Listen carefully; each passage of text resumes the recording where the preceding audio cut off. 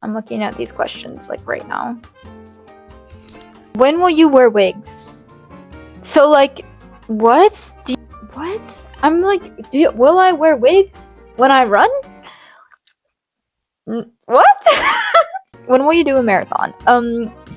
Currently, I think I'm still not in age to do a marathon. Hopefully, when I turn the age. What was your favorite run?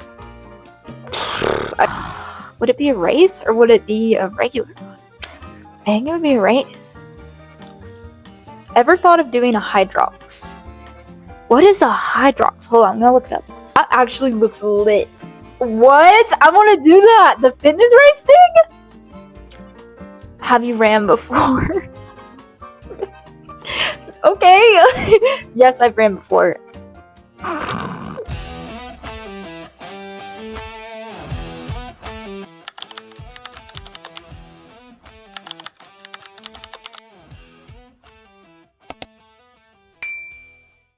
Hey guys, thank you all for clicking on this video. If you clicked on it, that means that you might be interested in running, and I fully support it.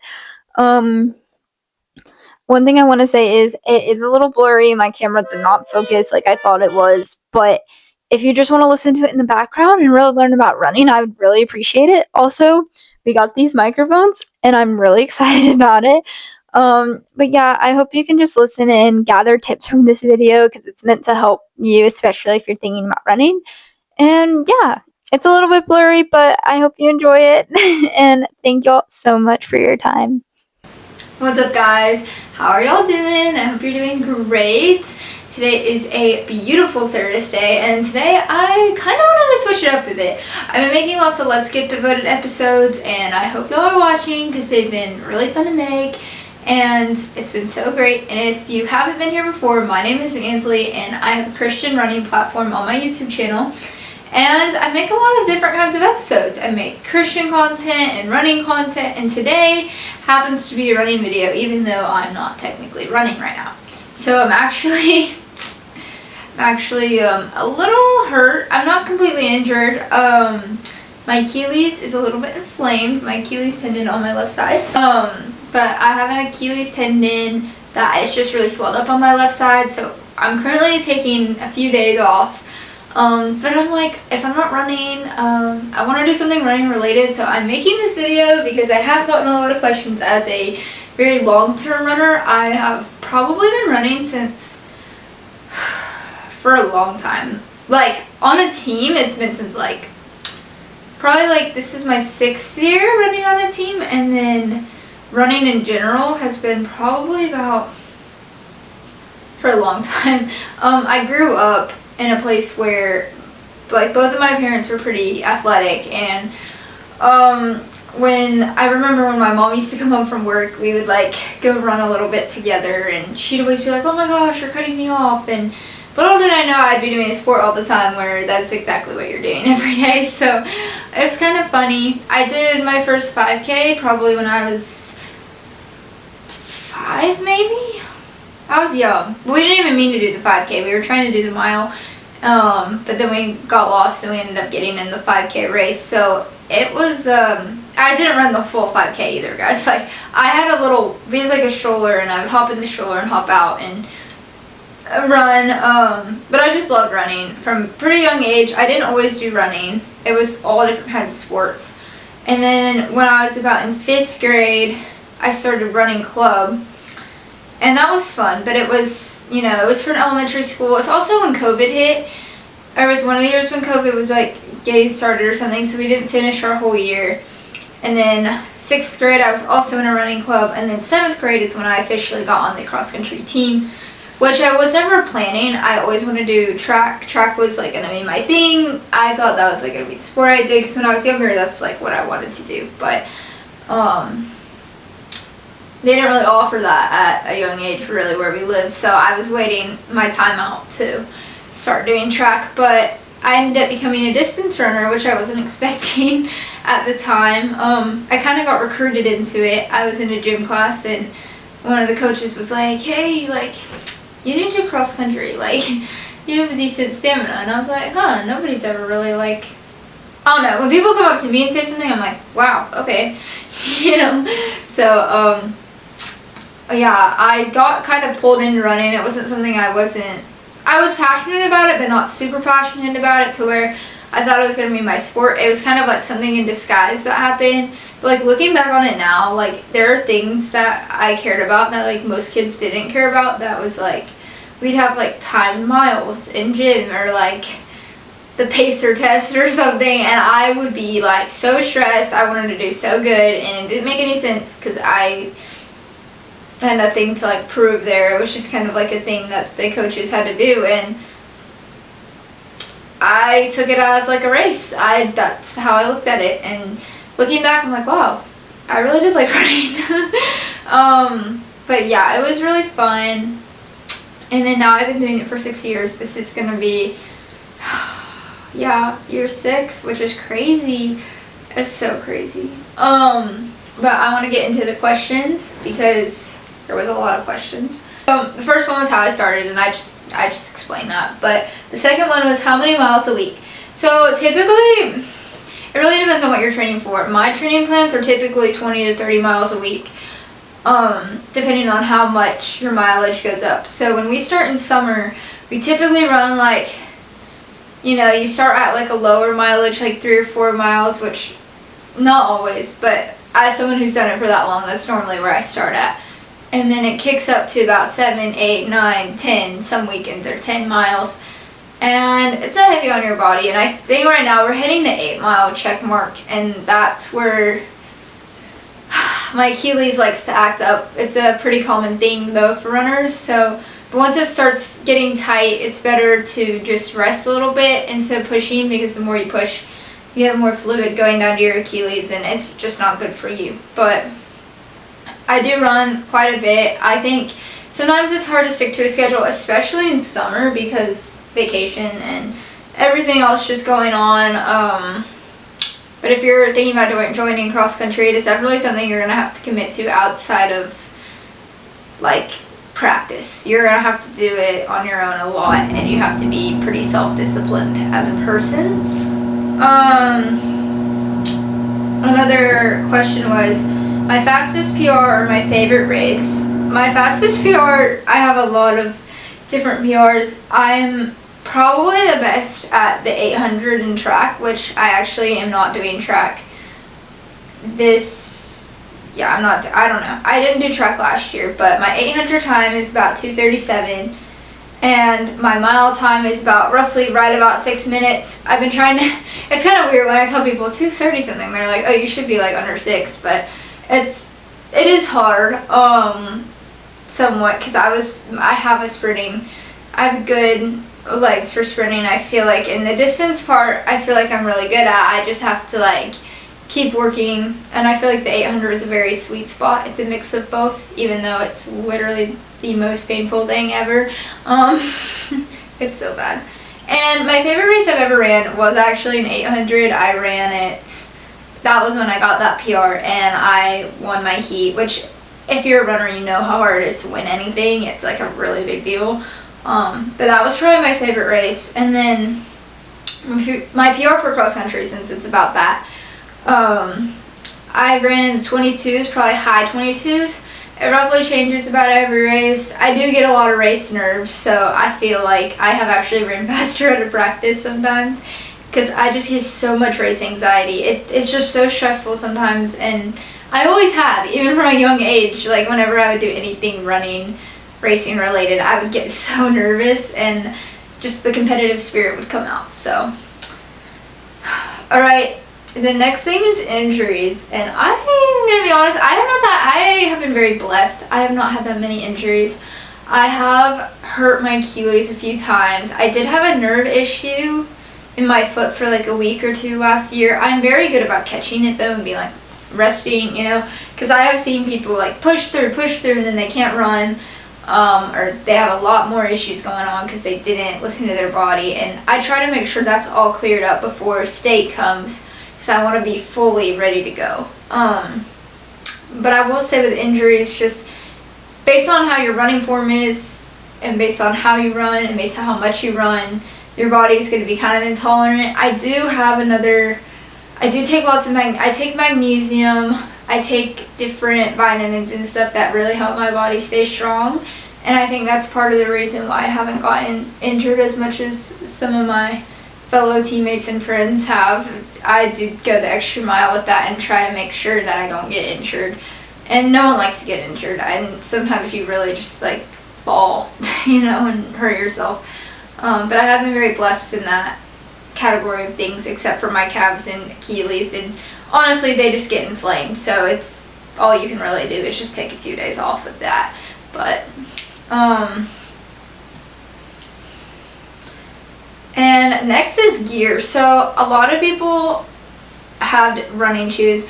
Obviously, I will say for cross country, you have to have running shoes. You can't really just run in your normal shoes. I mean, you can, but it's really bad for your feet. My suggestion would be to go to a store where they have a place where they can scan your feet to see how much pressure you put, how much arch you have, just so you can find the right shoes for yourself. I actually found matches with like Hoka and On Clouds because my arch is very high and I needed a cushioned shoe. So I've been wearing On Clouds for the past 4 years, and my time actually dropped 6 minutes after I started using them. And I was training a lot more, but those shoes, like my feet I felt like I was flying. Like I love On Clouds. So that's my favorite shoe brand, but I know a lot of girls and guys I know that use like Brooks and Hoka, like just different Asics. That's a popular one.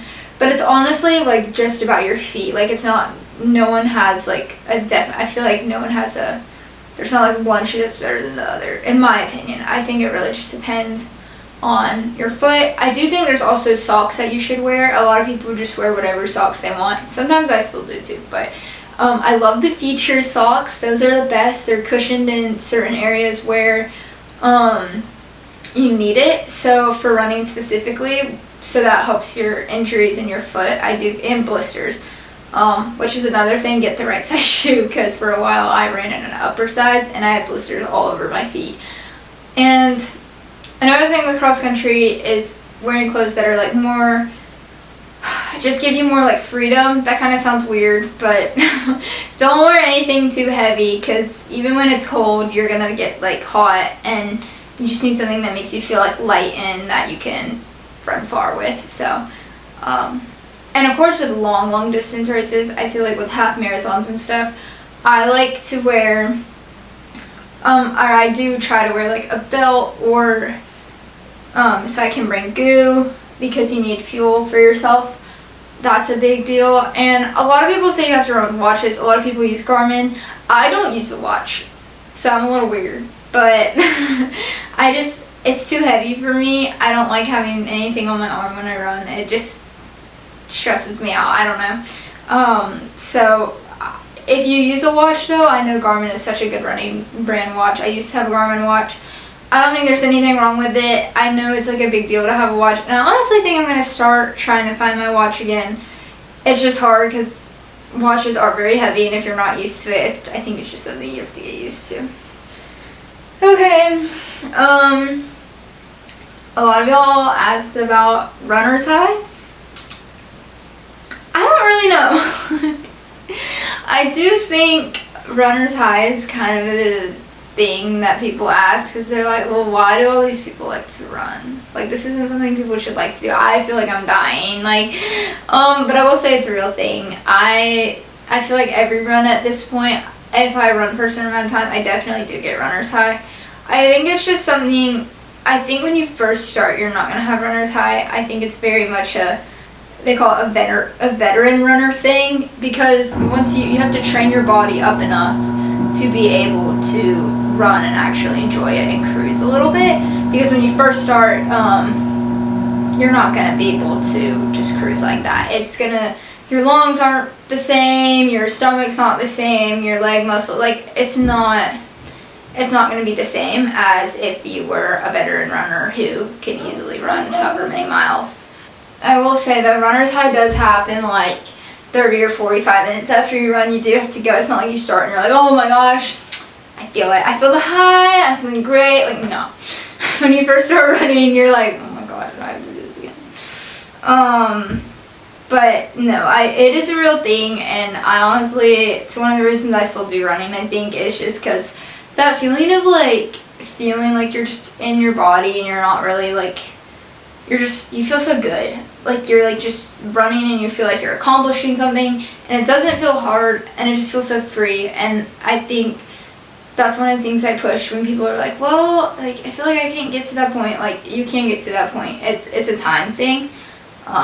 But there's a lot more science behind it. I feel like it's a lot to research. There's a lot of science behind runner's high and why people get it, why some people don't get it as easily.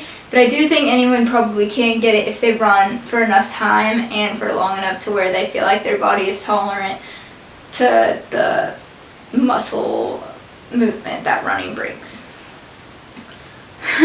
Alright, so another one I got is race anxiety really that bad? Well, it really depends on who you are. I know a lot of people do really well under pressure and love it, and they just feel so excited. Like, I go to meet sometimes and all these people are like, yay! But yeah, race anxiety is bad for me. If you're one of those people who really cares about your performance and how you're doing, I think it is going to be it's going to be hard.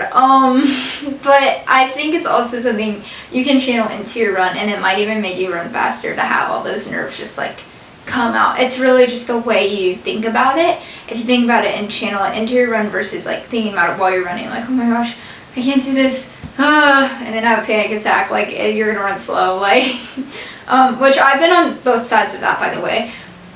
Alright guys, I'm back. I had a quick outfit change because a lot happened, but I am back now. We are resuming the episode. I think it's very common to have race anxiety, but there are things you can do. One of the things I noticed in a lot of runners is a lot of people tend to try to not eat because they're so nervous, and I think if you're a runner, you want to eat as much as possible before you go run 3.1 miles. So that's one thing. If you do become a runner, that's going to be my next question. You do eat a lot more. It's not bad for you. You just kind of got to watch kind of what you're eating, but not too much. And honestly, I just kind of eat what I'm craving, and I feel like it works for me. I do think there are certain things you should eat before a race, like pasta's really good. We always used to go to Italian restaurants before we would run a race. So I feel like that's always a good meal to like eat before you run a race the next day. That's always pretty helpful. And then in the morning, I know a lot of people like to eat like bagels and peanut butter. I eat these things called Nugo bars every day before I run, and a lot of people would be like, I don't know how that would settle on my stomach, but it always works for me. So I would say that. And then after I run, I love having like a good smoothie bowl with like bananas and granola and strawberries. And if you look on my channel, actually, I have a video where I make a smoothie bowl. It's called like a 4-mile recovery. I think that's what the video is called. It's just a short, but it shows how I make the smoothie bowl. And that's like always my favorite post-run treat until I have lunch later on in the day. But yeah, another thing with running is definitely recovering well, especially how we just talked about injuries. A lot of people, obviously, you know, it really depends on how you recover. Definitely stretching, definitely using things like the like roller things, or like a massage gun. I got a massage gun a few weeks ago and I use it all the time. It's one of the massage guns too, and it has like a cold and hot head that goes on it, so you can also like make it cold or make it hot depending on what you need for your legs at that time. I also like to take Epsom salt baths. That's a good way to recover as well. And we also have Recovery Air at my house, so if you've never heard of that, it's like pretty much an inflatable machine that goes on your leg and basically inflates, and then it helps with your blood circulation in your leg. So there is a lot of different ways. We also have a foot massager thing that was not actually that expensive. You like put your feet in it and it massages your feet. Just any kind of like massager or like blood circulator is always good. And then we also have like a magnesium spray that I used to use on my legs, and you put it on before you shower and then you wash it off, but the magnesium like goes into your legs and it really helps. So there